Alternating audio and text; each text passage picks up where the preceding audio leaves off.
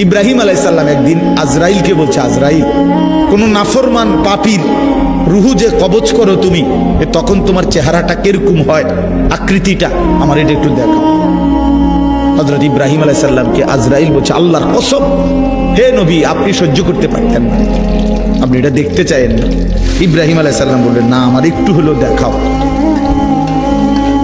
তো আজরাইল এই বিভৎস আকৃতি, মানে নাফরমানের জান কবজ করার সময় উনার যে চেহারার আকৃতি হয়, এই চেহারাটা ধরে ইব্রাহিম আলাইহিস সালামকে দেখাইলেন।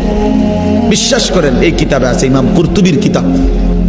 ইব্রাহিম আলাইহিস সালাম একটা চিৎকার মাইরা বেহুশ হয়ে গেছে। হুঁশ আসার পরে ইব্রাহিম আলাইহিস সালাম বললেন, আল্লাহর কসম, আয় আল্লাহ, মালিক আপনার কসম, কবরের আযাব, জাহান্নামের আযাব কোন নাফরমানের জন্য কিছুই লাগবে না, শুধু আজরাইলের এই ভয়ানক দৃশ্য জান কবজের সময় একবার দেখলেই তার সারা জিন্দেগীর নাফরমানির শাস্তির জন্য এটাই যথেষ্ট।